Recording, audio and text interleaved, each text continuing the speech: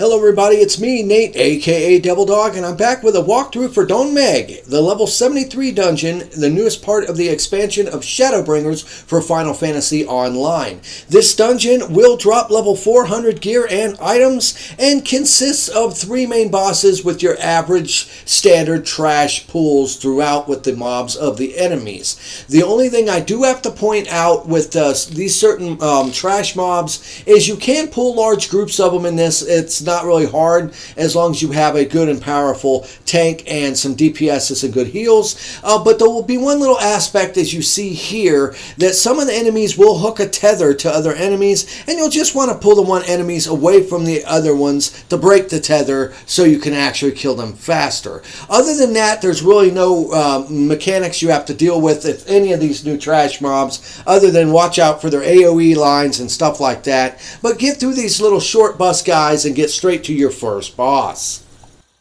Alright, your first boss of this dungeon will be against Dohn, the Lord of the Lightning Gaze. He has several mechanics, but nothing really earth-shatteringly difficult. First of all will be a move simply known as Candy Cane, which is your standard issue tank buster.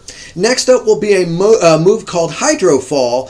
He will pick 2 different players, and they will get a circle-based AoE underneath them, spread them out, and avoid them to not, take too much damage. Next move is known as Laughing Leap. This has a couple variations to it. He's got an alternating attack of either small circle AoEs in the center, or he will put a stack marker on a player where you'll want to stack to alleviate that sort of damage. Then he'll leap to a targeted area. Generally, he'll follow this with a move known as Land's Blood.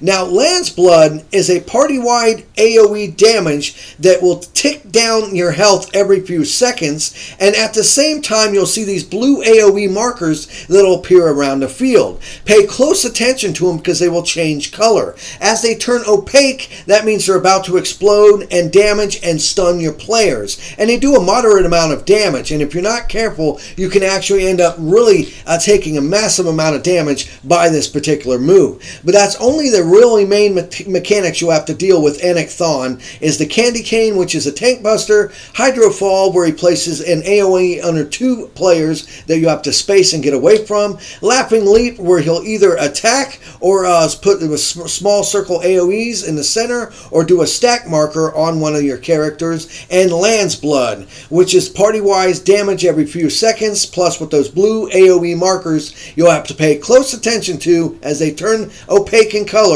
to avoid their exploding damage. As long as you can handle these simple mechanics, you'll get on to the next set of trash mobs. Now, for most of these trash mobs up until the second boss, there's nothing really that you have to deal with other than the fact of just watching out for your standard issue AoEs, some line AoEs, but other than that, nothing major, no new mechanics you really have to pay close attention to, so we're just going to skip right on to the second boss. Alright, your second boss is against Grealu. I don't know if I said his name right. Not that big of a deal. This guy only has like 4 main mechanics you'll have to pay attention to. They're not that difficult once you figure it out. First of all is a move known as Swinge, which is a 60-degree frontal AoE. When you see it, just get out of the way, you'll be fine. The next move is simply known as Fodder. Now this one's interesting. You will see 5 painted saplings that are tethered with these electrical tethers to the boss around the arena. And what you want to do is simply stand in the way of one of these tethers to block it, and you will get, instead of the boss getting it, you will get something known as a growing buff. It will increase your damage dealt and reduce your damage taken. And as the fight progresses, he'll do this again, and if you do it again, you can actually get a double stack of it, which is known as full grown. As long as you stand in these tethers and keep the boss from receiving it, it's really, the mechanic is really no problem to survive at all.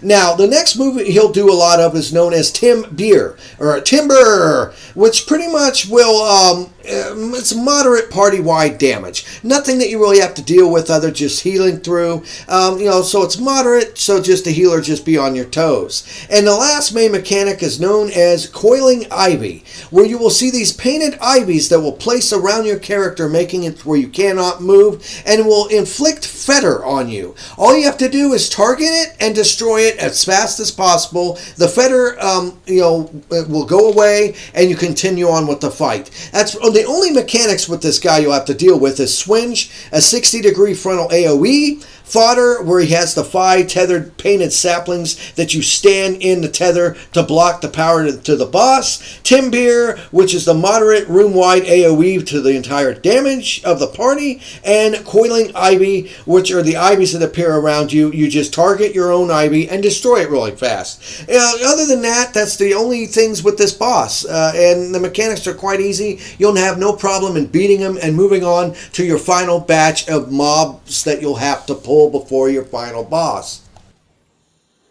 Yeah, these final guys you have to fight aren't really nothing major here.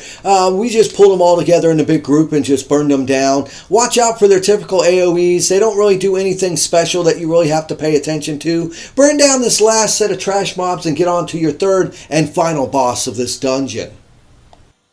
Alright, your third and final boss battle of this dungeon is against Lake Lord Anik Thon, Lord of the Lonesome Gate. Say that 10 times fast. This guy has multiple different mechanics, but nothing that you shouldn't be really not accustomed to by now. First of all is a move simply known as Crippling Blow, which is this version of a tank buster. Treat it like a normal tank buster and you'll be fine. The next move is known as Virtuoistic Caprico, which is a party-wide room-wide damage with a slight bleed debuff. Pretty much heal through it and you can deal with the bleed debuff. It's not that bad.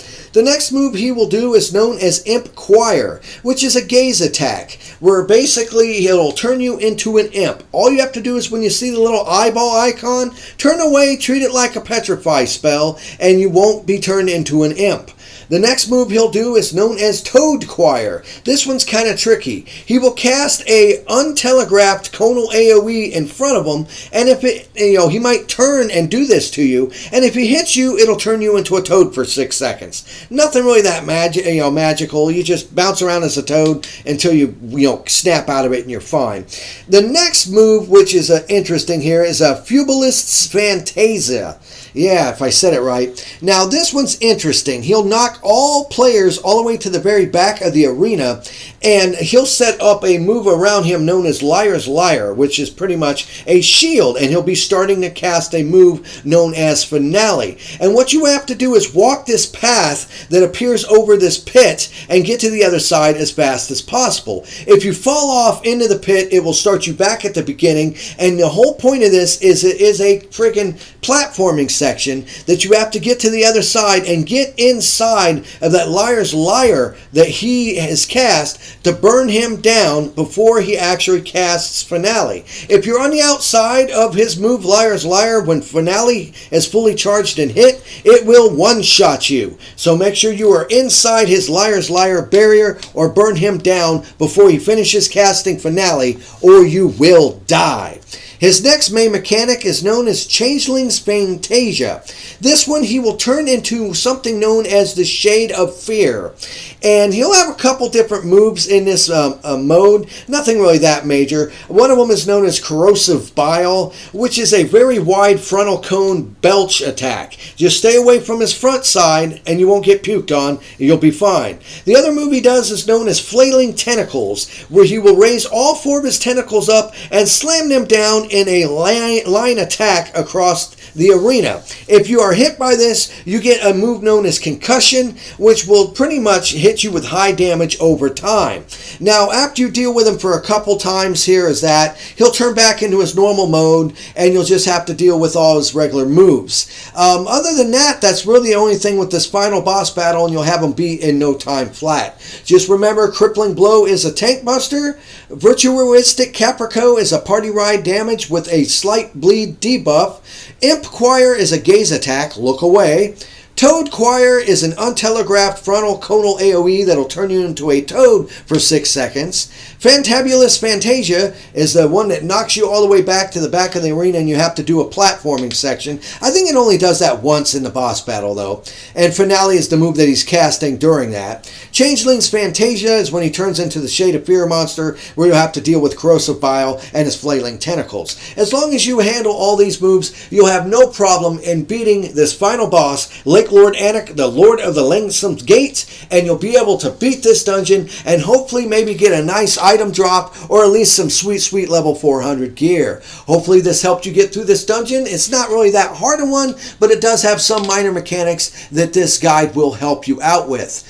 I want to thank everybody for watching this video. Please hit that like icon if this is actually good in any way and helps you. Hit that thumbs up. It helps my channel out a lot. Hit the bell icon to stay up to date whenever I release any new videos. And remember, I always end my videos by saying, have fun, play hard, and remember, people, the devil is in the details. Peace out.